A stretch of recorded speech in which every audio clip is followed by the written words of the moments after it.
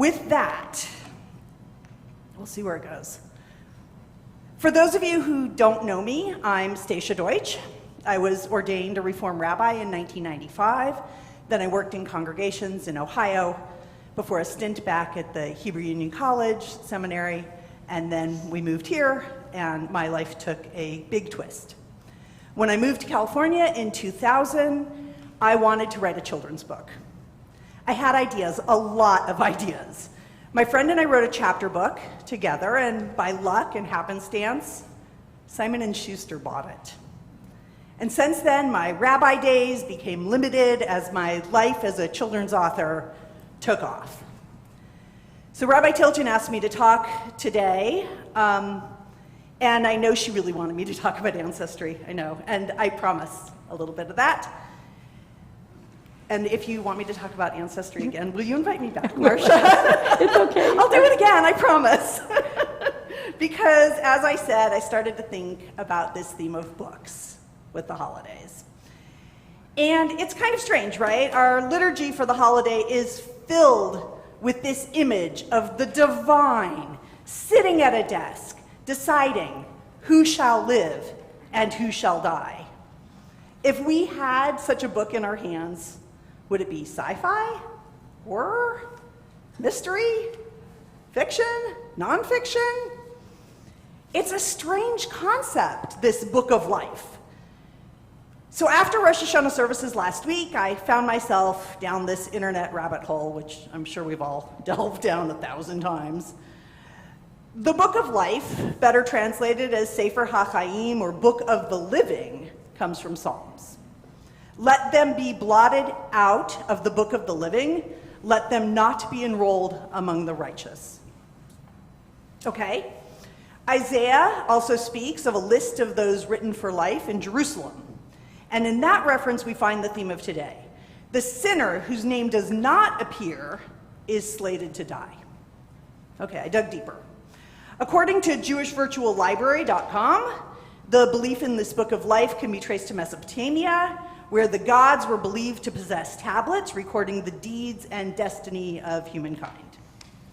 And then the Talmud states that there are 3 books open in heaven on Rosh Hashanah, one for the thoroughly wicked, one for the thoroughly righteous, and one for the intermediate.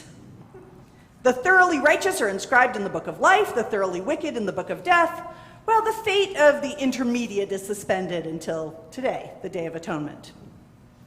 So we can see how this theme resonates in our High Holiday liturgy. There are 3 specific prayers for inscription in the book of life, and it's the basis for the Unatana Tokef. So having reached the end of the internet on the topic, I began to think deeper about the actual idea of a book of life. You know, I like books. So first of all, it's not really a book of life, is it? According to the text, it's more kind of a book of names, a checklist. And let's be real, we all know people of high moral standing who died too young, and people with limited integrity that seem to live forever. So what if there was a different book, a tangible book, that told the stories of our people, individuals who had flaws and character deficiencies, some who lived a long time, others not so long. And it wasn't just a list without context. Rather, what if we had a book that was created for us to review and study and learn the stories of our past? Aha! Now that would be a book worthy of the people of the book. And yeah, okay, that book already exists. So what I have come to on this Yom Kippur, the Sefer HaChaim, the prayer book, is a metaphor used to scare us into living a better, kinder life. But the real Sefer HaChaim, the book of life, that's our Torah. So I want to talk for a second about a children's book that I just wrote. Yes, because there's nothing else going on in the world that is sermon-worthy. I chose this really important moment to talk about a kid's book, and one, to be perfectly honest, that might not be that great. This is the fourth incarnation of a story written and rewritten by me over the last 5 years. And in full disclosure, it is currently out at 9 places for submission by my agent, but it has already been rejected by every Jewish press in the United States. So let's start there. This moment, right now, might be the Story Keeper's debut and its closing curtain. The thing is, this manuscript for this children's book is deeply compelling to me, as is evident in the multiple years of revising. And hopefully today I can begin to explain why. So bear with me. This is The Story Keeper, President Kennedy's Torah, by me, Stacia Deutsch. I was born in a little Russian village, no bigger than a dot on a map. It wasn't fancy, but I called it home. Every day, people came from near and far. They gathered around me. I'd open my scroll and tell them Abraham's story. He and his wife Sarah were wanderers, always filled with hope. I am the Torah, the keeper of stories. When hunger and fear tormented our village, we knew we had to leave. I didn't know where to go. My cousin is a rabbi in America, a woman said. Do you want to come with us to Ohio? My parchment trembled as I whispered yes. We rocked and jostled our way to America on a boat. Leaving home was scary and I was worried. What would happen to the story of Abraham and Sarah? Would they be forgotten? When the rabbi wrapped me in his arms, my fears disappeared. Together, we blessed new rabbis in the temple's fancy sanctuary. I spooled through my parchment and shared the story of Joseph and his brothers. They were foreigners struggling with justice in a strange land. I am the Torah, the keeper of stories.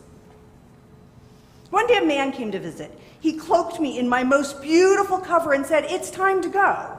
You are going to be a wonderful present for an important man." "A present?" I asked nervously. And then, "What man?" He didn't answer. I looked out the window while the train sped away from the station. The words inside me felt heavy.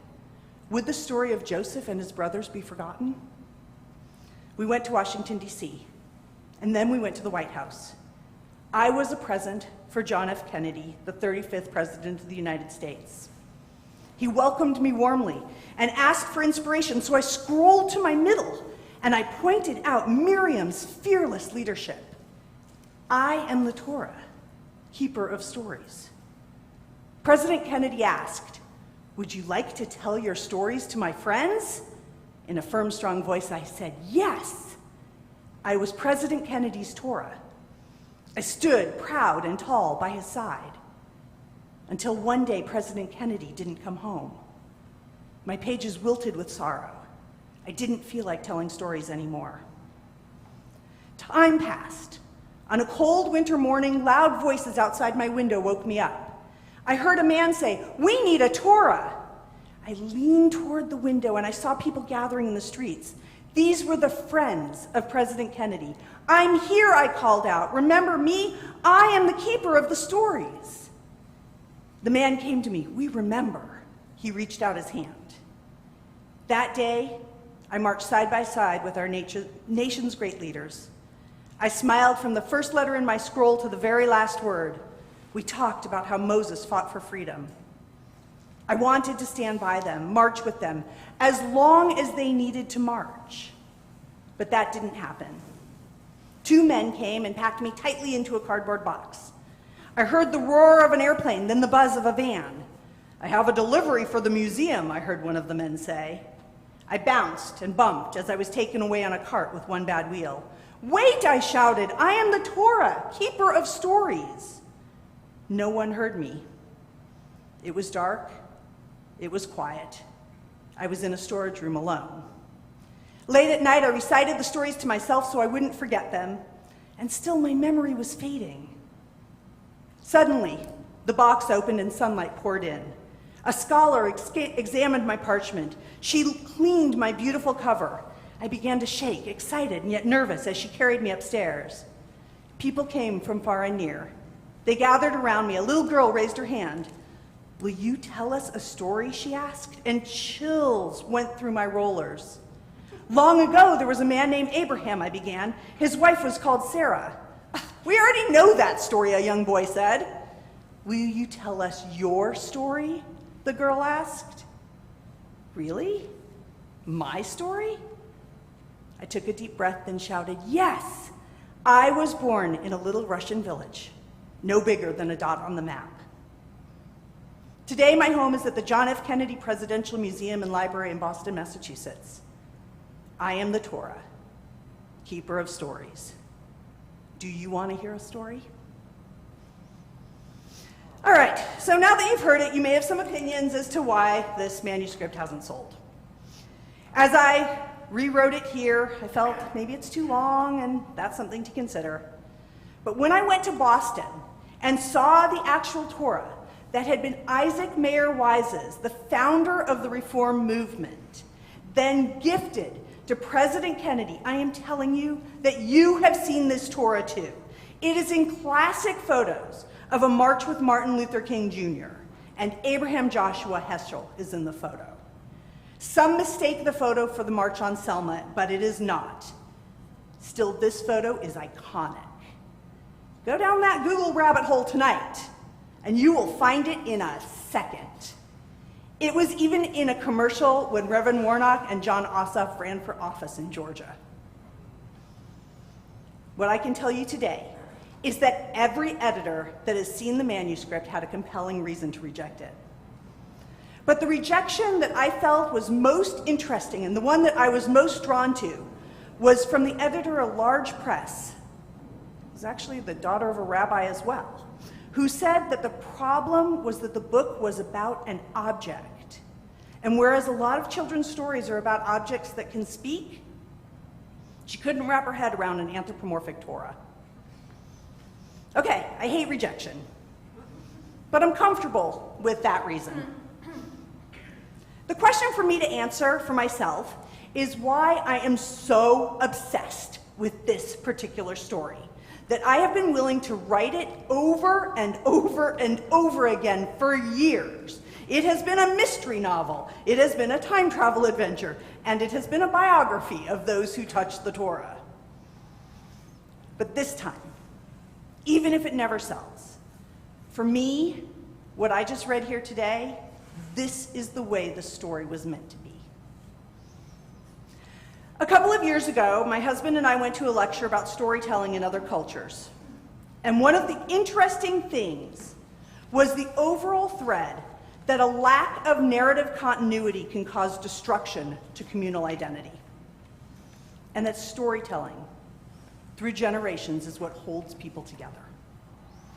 The African American and indigenous populations were examples of the first. The Jews were examples of the second. When slaves were brought to this country, the first step of their captors was to break apart family and tribal groups and to eliminate the past that way, to destroy identity. And that's really true with indigenous people as well.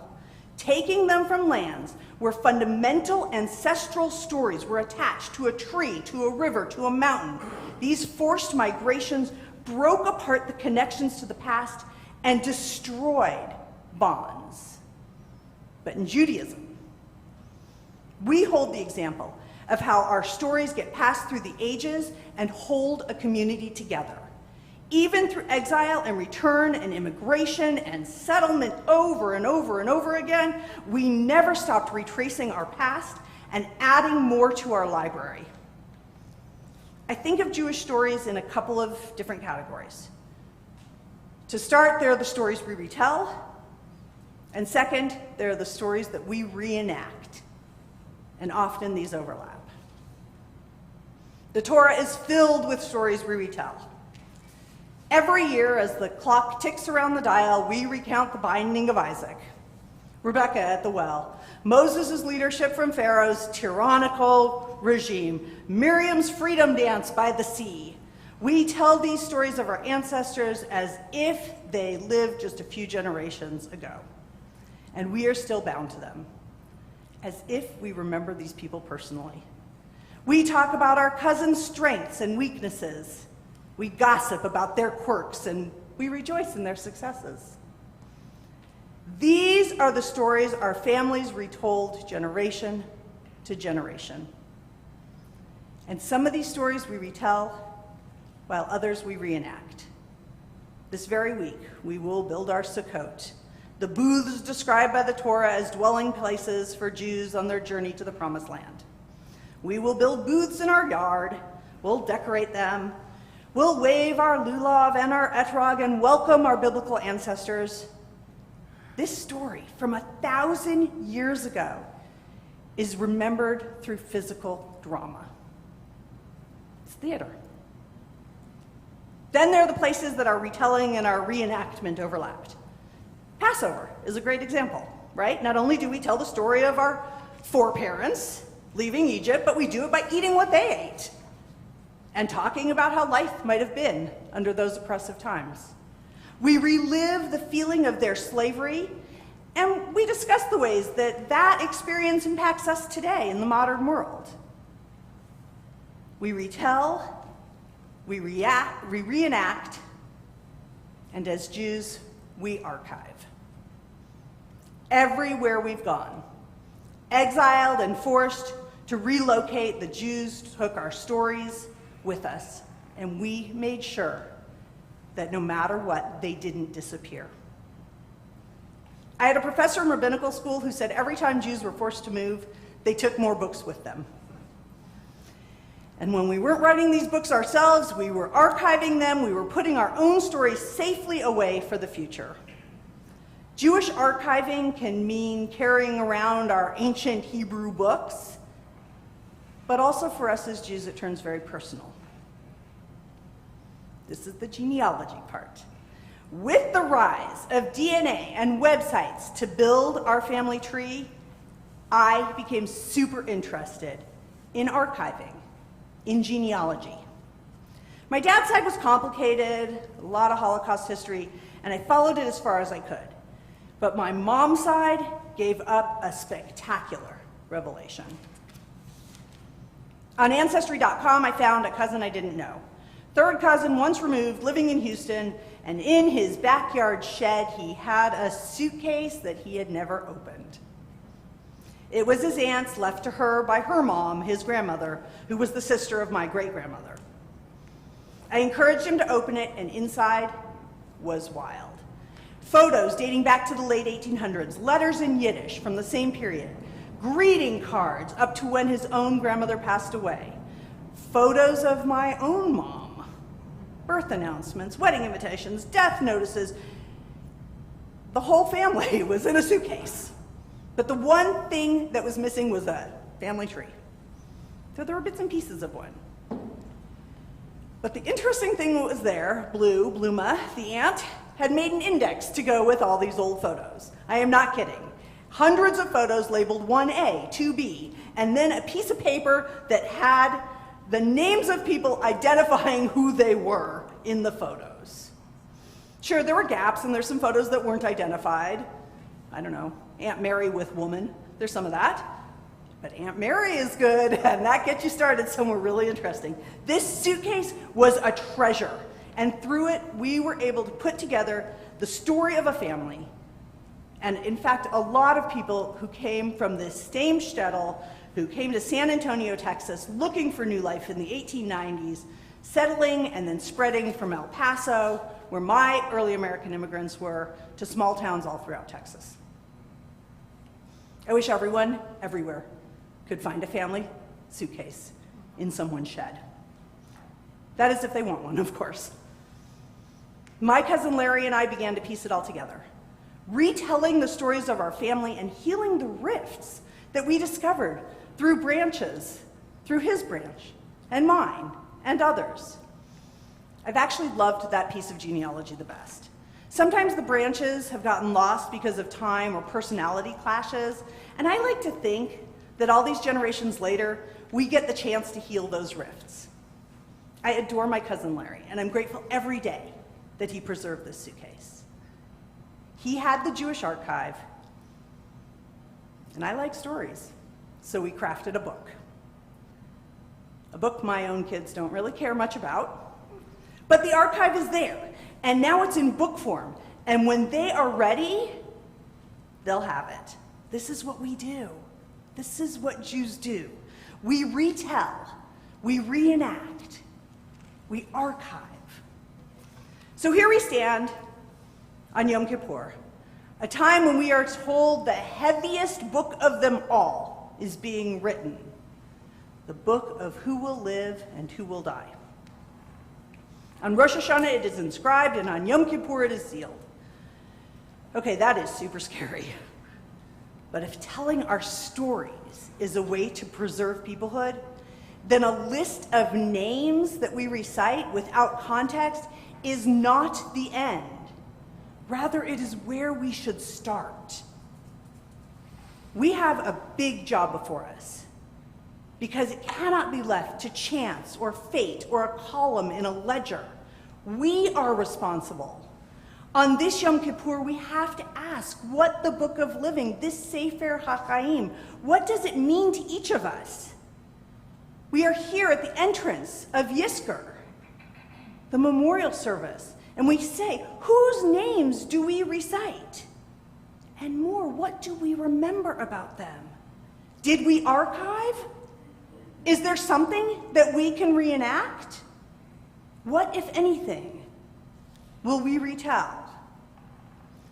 And then we go wider. Like a stone hitting our ancestral waters, we ask ourselves about our place in the chain of tradition. What do we need to archive? What will we reenact? What will we retell? There are 4,000 years of history behind us and an infinite timeline that stretches ahead. We are the people of the book. We are the people of many, many, many, many books. So let's reframe my picture book. People come from near and far. They gather around us. Will you tell us a story?